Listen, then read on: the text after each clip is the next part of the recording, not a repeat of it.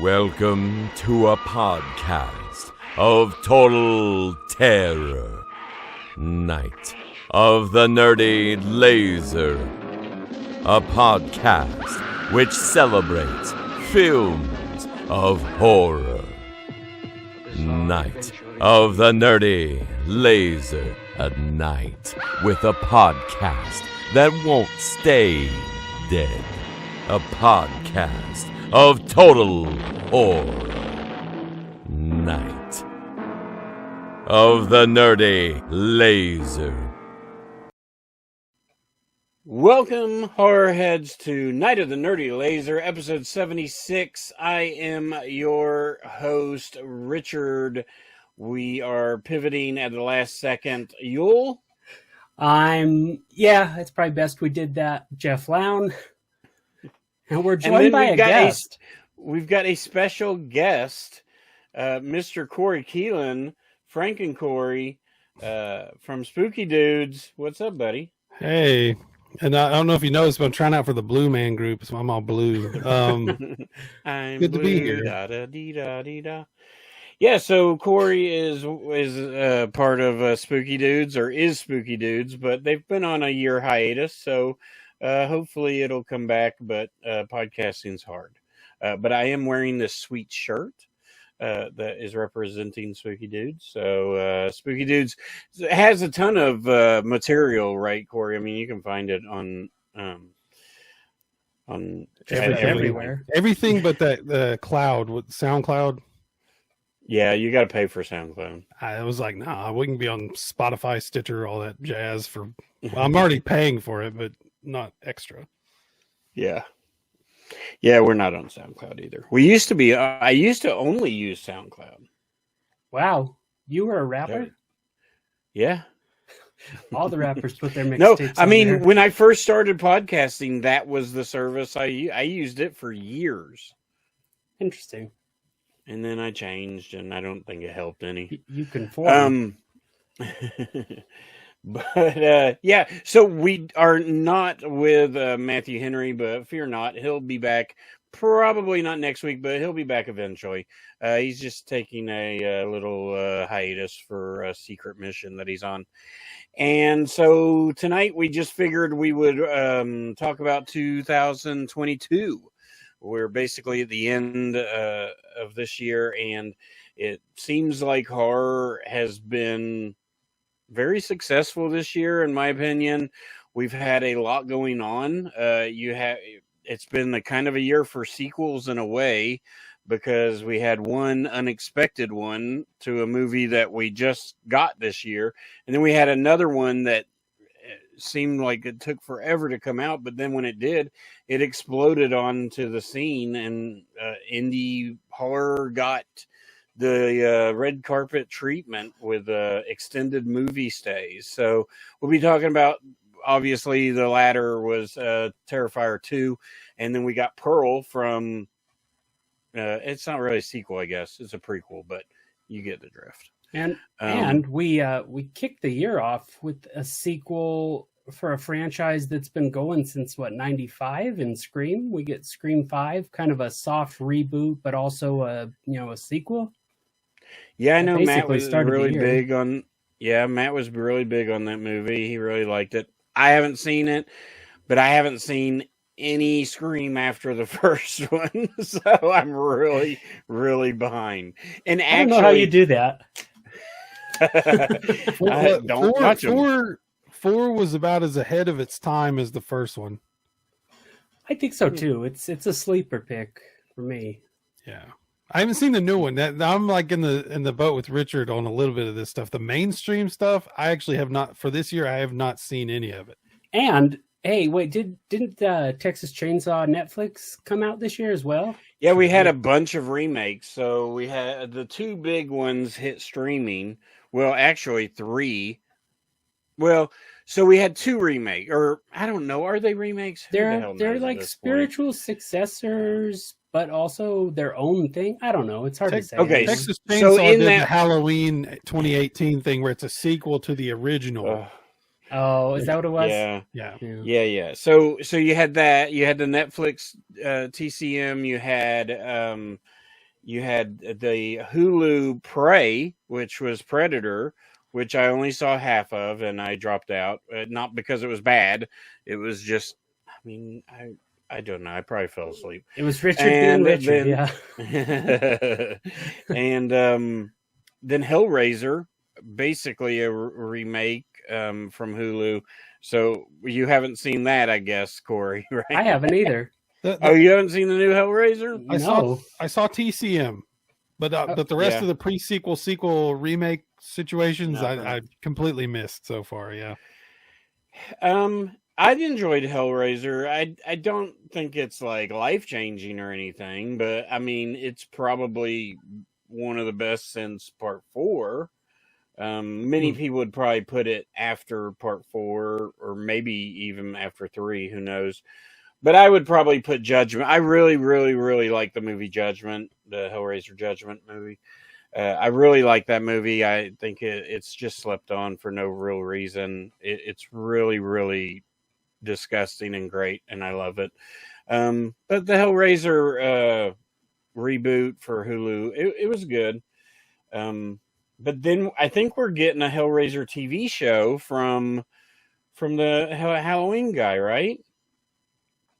I don't know. I remember hearing something about Hellraiser getting a TV show along with the movie. Like, I don't know if it's related. I think it was like 2 separate projects that were being worked on. I think that Gordon Green guy is heading the TV show up.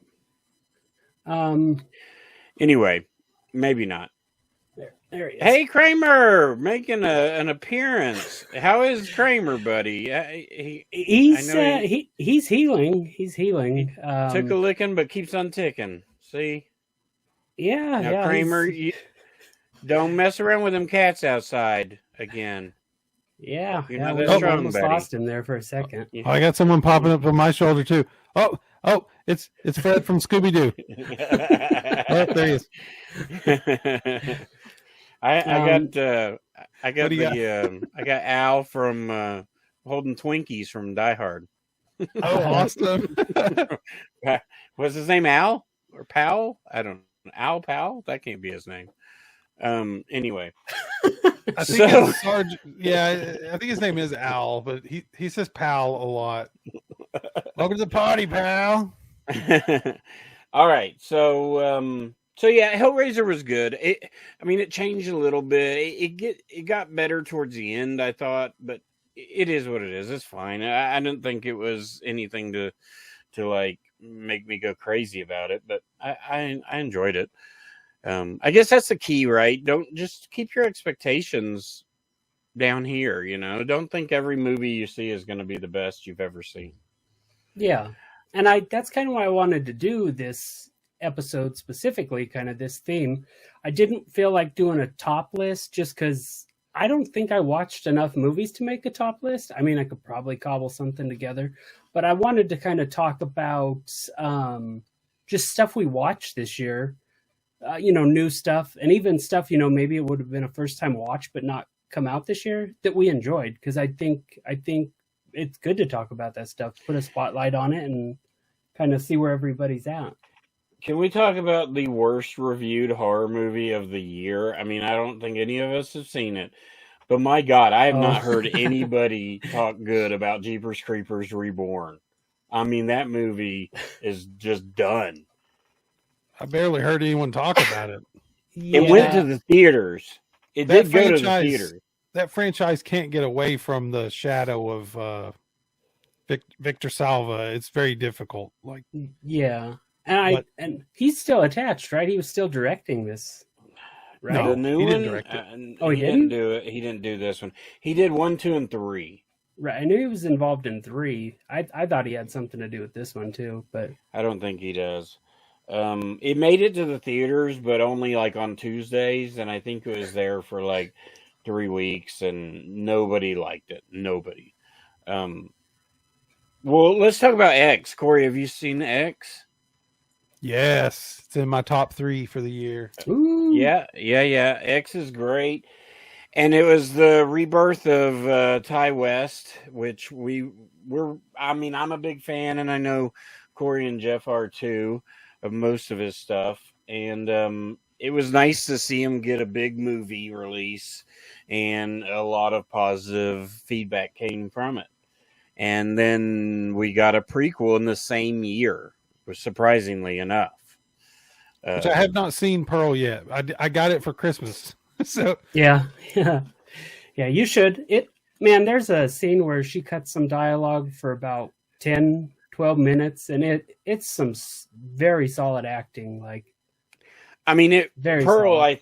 Pearl is honestly like, it is Mia Goth's like Oscar performance that won't get recognized. Like, it is just a showcase of Mia Goth. Like, I don't know what Ty West sees in her, but he got every bit of it from her. Like, I mean, I don't know where Mia Goth came from. Like, I don't really know anything else that she's done. And here he does this movie Pearl and just makes the spotlight on her, and she knocks it out of the park. I mean, Jeff's right. Like, there's a 10-minute dialogue at the end, and it's just unbelievable.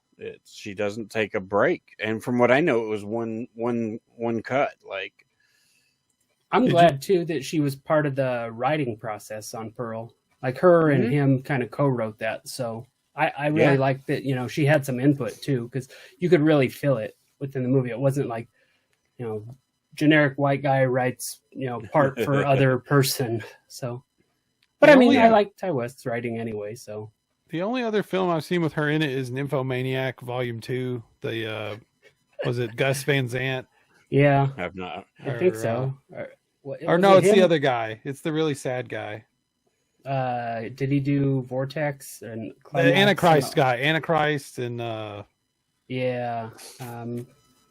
Damn it, his name. It's in there. Gaspar Noé?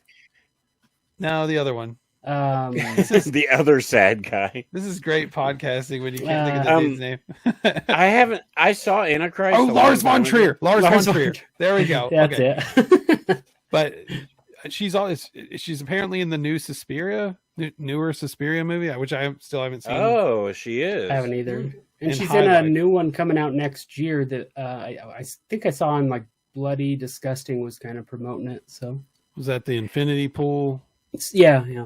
Oh yeah, Infinity Pool. That's what's his name? It looks really good.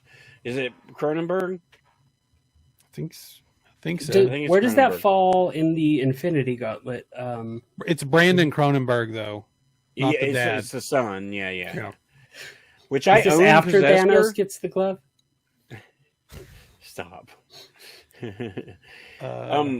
Which I own Possessor, but I still haven't watched it. Oh, Possessor is amazing. Very interesting film. Really good.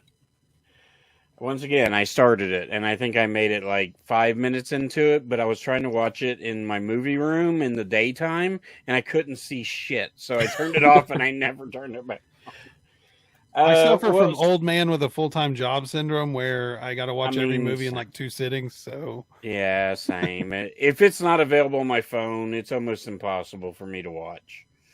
And that's just the way it is. I love that statement with the physical media collection you have. I mean, I know. As well. Know. That's for when I retire or am a nursing home. And like, hey, Candy, put me in my movie. I hope you sound like that when you get older. I watched Glass Onion last night. Amazing film. Watch Glass Onion. It is so fun. What were you saying, Corey? Oh, I do want to shed a light on an unsung hero of cinema, and his name is Nigel Bach. And Jess Franco. Jess Franco. I sing about him constantly, but Nigel put out 2 Bad Ben movies in 2022. That's crazy. Eulogy and Undead. So Bad Ben, they've now had. Well, he's died and came back and fought zombies. So, wow. And you can catch Nigel at Bride of Frankencon in Knoxville, Tennessee, June 9th and 10th. He scared the hell out of me when he texted me. I thought he was going to cancel on us tonight. Nope. turned out even better. Even No, better. but Nigel will be there. Nigel was awesome at FrankenCon, and we can't wait to have him at the sequel. And let's hit up. Let's do a gauntlet. Yeah. Maybe. So I'm going to name some movies, and we can talk about them. So, brief thoughts. Smile. I didn't see it. I didn't see it. I saw it. Wasn't bad. Felt a little, I wouldn't say overplayed. It was a story follows. So everything I've heard is everything I've heard is that, and that it follows basically, and Those yeah, are tough I've heard shoes the to same fill. thing. Yeah. It it's follows pretty pretty immaculate. You know. So one that a lot of people it got. I mean, some people love it, some people hate it, some people are just meh on it. But Jordan Peele brought out Nope, and I'm a fan of it. I enjoy it because of my interpretation that nobody agrees with. But what are your all's thoughts? Corey? I love it. It's in my top 3. I thought it was great. I've been a big fan since Get Out, and he has not disappointed me in anything he's been attached to yet, except for the new Twilight Zone. I hated that, but I've heard it. I've heard people just. It is not popular. I finally did get around to watching Nope, I think last month, but because it came out on Peacock or whatever it was. But yeah, I watched it. I mean, man, that guy can shoot a film, right? Like how good does it, even on, like home video, it looks great. Like you said you saw it in theaters, Richard, right? I saw it in IMAX.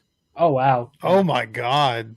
Yeah. No, that scene with the blood had to be amazing. Dude, that film is amazing. Like, honestly, like I'm so glad I got to see it there. And the scene with the but just not even that, but just the scenes where there's lots of sky behind them. Like, the sky was gorgeous. The sound design in a theater was incredible. Like, I mean, I love it. I really, really, really, really enjoy the movie. I think it's borderline genius if he's doing what I think he's doing in it, which is basically it's an anthology movie about things where people say nope. You got your idea is pretty interesting on that, but I don't know. I see it kind of as I know you don't believe it, but if you think about it, so not to ruin the movie, but I mean, these are just spoilers, and these are light spoilers. I mean, not really, but I mean, you have a scene with a crazy animal. Nope. You have a house dripping blood. Nope. You have these creepy kids wearing the alien masks. Nope. Like, I just really fully believe, like, what does nope mean then, if not that, I guess. And that's the way I go with it.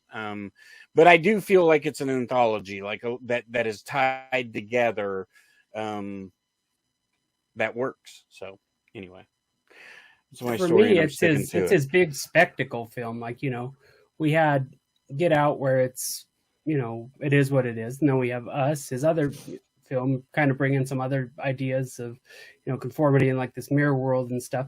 And then this is his big like monster thing where the viewers are in the experience, almost like we're like, well, what's going to happen, what's the thing, what are we going to see, and all this kind of stuff.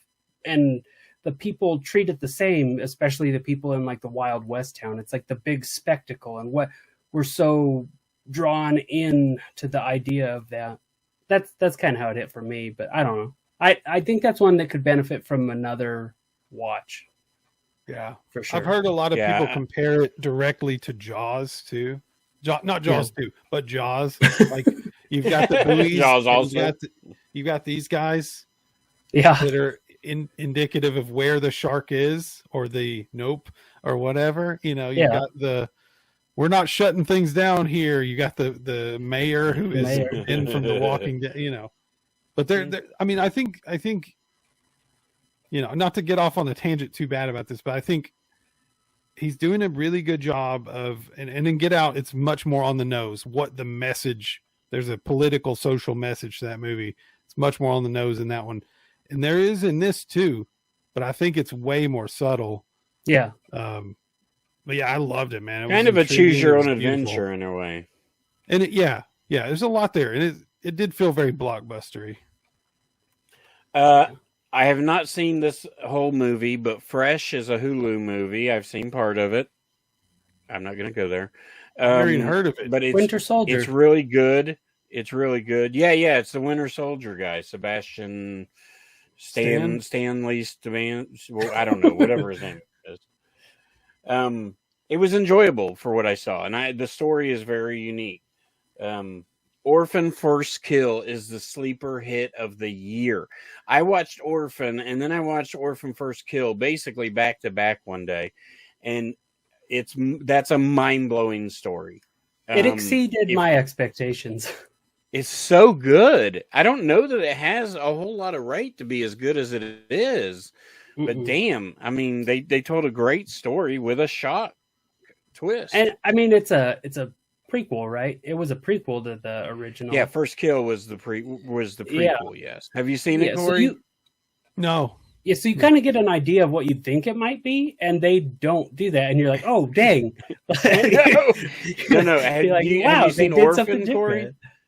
I've seen. Yeah, I saw Orphan like years ago, but so yeah, that has a great twist ending. Well, the First Kill, it doesn't really have like the ending's not the. I think the twist happens like halfway through, or a little over halfway through, but it's really good stuff. Just to be clear, I'm not avoiding any of these movies. It's just, no. It's the same thing that I go through, dude. Yeah. Well, and my wife doesn't watch horror movies, so that makes it difficult too. You're in a tough spot too. Susan won't watch Jess Franco movies anymore, so how do I? Hey, she stuck in there for about 25 of them. You're okay. She did good. You subjected her to watching quick thoughts on Studio 666. I didn't see that one. R.I.P. Taylor Hawkins. I didn't see the movie. I know that is shitty. I did not see it either. Texas Chainsaw Massacre. I liked it. I don't think we gave our thoughts on it, but I enjoy it. Yeah, not bad. If you're looking at that movie and going, I can't believe this, then you're going to be upset. Like, don't watch. It's a stupid slasher prequel sequel thing. Like, it's the same problem with Halloween, which also had Halloween Ends, where the dudes are 80 years old. Yeah, I mean, it was for a slasher movie, a modern slasher. It was perfectly fine. Yeah. And the only thing that made me mad about it, well, there were a few, but the thing that really made me mad is we get that brief shot of him sitting in a room and we see his face. And I'm like, well, why are we doing that? I know we talked about it on the episode we even did. We're like, why did they do that? It's not even made of leather. Where's his leather? Spirit of Halloween, the movie? Didn't see it. Nobody? Yeah, I didn't see it either. I have one. Where are you getting this list from? Because I missed so much. I mean, I just typed in. I mean, some of it I know. I have one. Here's my best friend's exorcism. Did you see that, Jeff? Because no. I know we love the author. Yeah. The author. We're gonna meet him, Hendricks. Ooh. Yeah, We'll have to meet him. Yeah. Yeah. You're coming too, Corey? Casey bought us both tickets for it. Oh, nice, Jeff. That'll be fun. Yeah, I'm going to fly all the way out there. I'll be there in a minute. Speaking of me flying out there, let's talk about, briefly, Barbarian. Number one. That's my number one for the year. Yeah. All right. I got to watch that one with Richard and Matt when I was out there. Same with X. We had reclining same with seats. Pearl. Hey, I ate a potato. It was French fries. Hey, I didn't fall asleep. That was a miracle during that movie. Yeah. I enjoyed it. When that movie was over, Matt looked at me and said, I think I liked it. And I was like, I don't think I liked it. And I mean, it's unfair because it's probably in my top 5, but it's such a weird movie. Like, and I think that's what I like about it. That's where it gets points. I never saw trailer 1 for it. The only spoiler I had was the poster, which is like it shows stairs. So I knew it had something to do with like a basement. But man, that movie does throw you all over the place. It does. It has so many, like, it's sort of like Nope, where it has like this guy that kidnaps women and tortures them and rapes them, and these two people that meet and they get in this awful situation, and this guy that gets into this house and he ends up in like, it's sort of like different stories, and they all kind of meld together. And that's from the Whitest Kids We Know guy. Yeah. Right? Yeah. So we got two comedy guys. 2 of the best horror movies of the year had socio-political messages in them, and they were good horror movies made by comedians. Yeah. What's that tell us? I don't know. Horror, baby. I dig it. I mean, Barbarian is worth watching, and it's probably worth a few watches. It's done very well. It's got Speaking of really being good trapped in a moments. basement, what about our friend Jason at the dungeon? He is trapped in the basement of the Southland books. So our buddy Jason, we love him so much. He runs the dungeon. You can follow them on Instagram at Southland_dungeon. And he posts pics all the time. If you see something you like, just message him. Y'all can work it out. He gets stuff in that you can't find anywhere else, or you'll have to get it shipped anyway.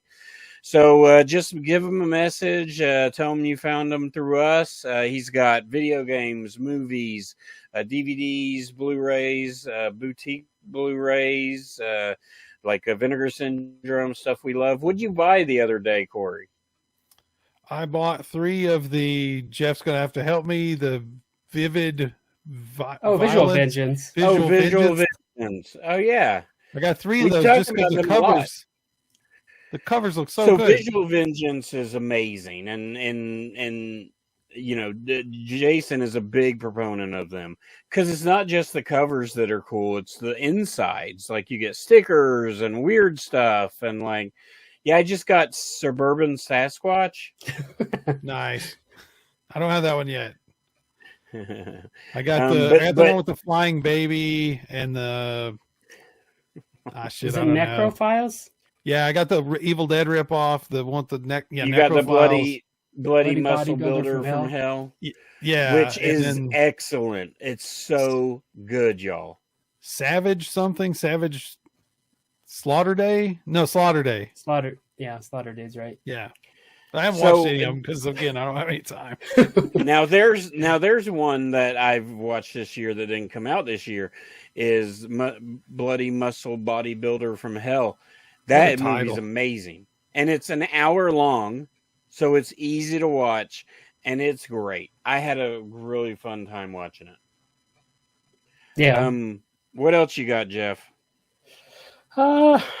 As far as this year goes, Scream, like I said, I really enjoyed that. I'd say 2022 has also been a year of really strong female led performances. Like, we get, like we said, Pearl X, and then we got Jenna Ortega Wednesday in Scream, yeah, and we got Wednesday, and I mean, I think she was in one other thing too recently, anyway. But yeah, like what? I don't know. Wasn't she an X? Yeah. Yeah. She's the cameraman's. She's holding the boom mic and stuff. Sound. She did sound. Yeah. Also, we got a female Pinhead in Hellraiser. We got Prey. I believe that was a female led. Yep. So yeah, a lot of female lead. Barbarian, arguably is led by, I don't know her name, but I mean, she's the actual star. Yeah. What about Bodies? Anybody see that? And if I hate Pete Davidson, will I like that movie? I haven't watched it only because I saw Pete Davidson's face on the poster, and I was like, "Oh man, And I want to not be mean to that guy. I want to give him a chance. Like, he was good. Every once in a while, he's kind of funny on like a quick skit I'll see somewhere, and I'm like, oh, there you go. I just can't stand the guy, man. I just don't believe that he should be famous. Anyway, dated a Kardashian, so he made it. So Terrifier 2 was the big. I mentioned that at the beginning, so I'd like to wrap that up a little bit. I haven't seen it. I watched the first Terrifier in hopes to see the second one, but I just never made time for it.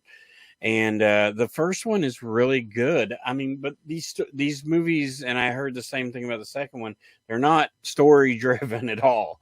I mean, they're just kills. And it's sort of like the same thing with Pearl as Mia Goth's like performance.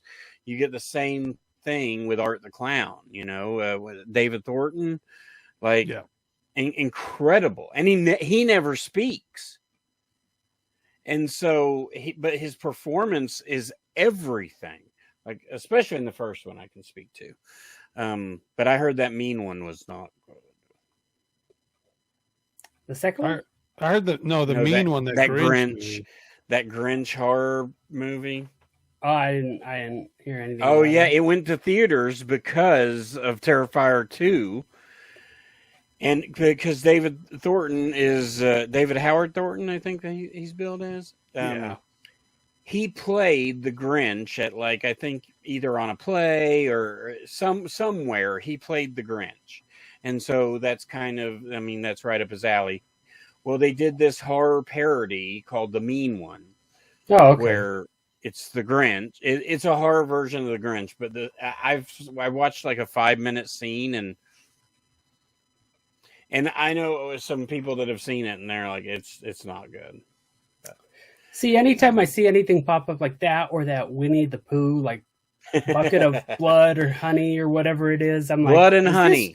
I'm like, is this real? Like, I don't understand what's going on. Like, where did the licensing fall through, where people are able to just kind of attach this? Well, with Winnie the Pooh, it fell through because it ran out of copyright. But that's it's a slippery slope, right? Like, some things Disney still owns because they created that in Winnie the Pooh. Right. Okay. That's why, like, the Snow White and the Seven Dwarfs, no other version has names because Walt Disney did that. Okay. But so that you can, so as far as Winnie the Pooh goes, you can, do certain things along that line. There's certain characters that aren't out of public domain, but like Winnie the Pooh and Piglet are. Okay. So, but with Mean One, they bill it as a parody. So the Mean One is still under copyright laws, but billed as a parody. So anyway, that's a whole other thing. I know enough to probably get myself in trouble, and like life, that's kind of how I roll. But guys, I mean, we'll wrap it up there. Any final words for 2022? I think overall it was probably horror's biggest year, in a while, right? I think so. I want to give a couple of last minute shout outs to some sort of indie stuff real quick. VHS 99. Oh yeah. If you like found footage anthologies, it's Shudder. It's great.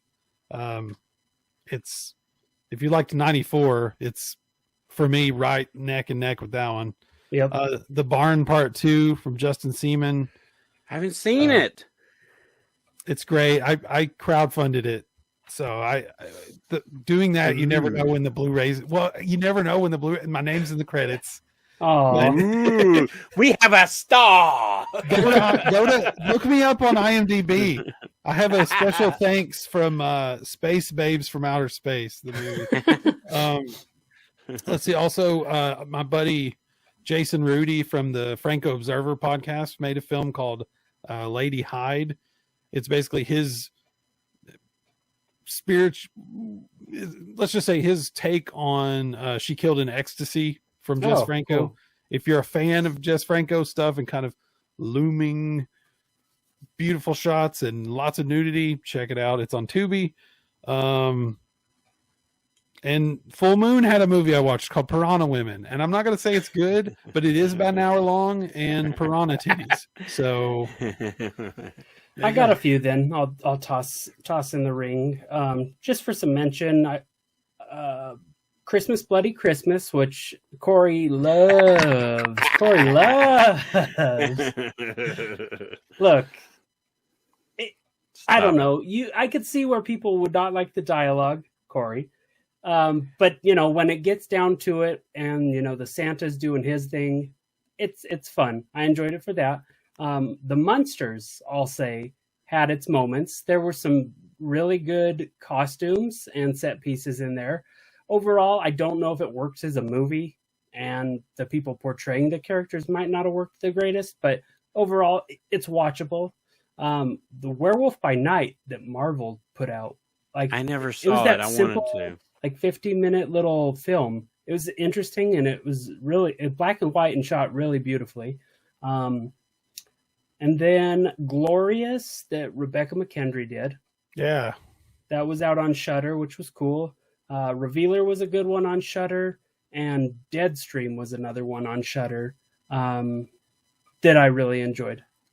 But I think that kind of wraps it up as far as stuff I wanted to talk about on 22. When am I going to be able to see Danzig's Western? Come on. Oh, yeah. That's a good question. Maybe, but it was in the theater here. They ran it in the theater every night at like midnight or like 10 o'clock or every Friday. It was something weird. And I was going to go and I never did. It can't be good, but I do want to see it. Oh, yeah. Yeah. Yeah. All right, guys. 2023 better give us a sequel to The Fan. The Fan. The Fanatic. The Fanatic. Yeah. Fred Durst, John Travolta vehicle. Oh.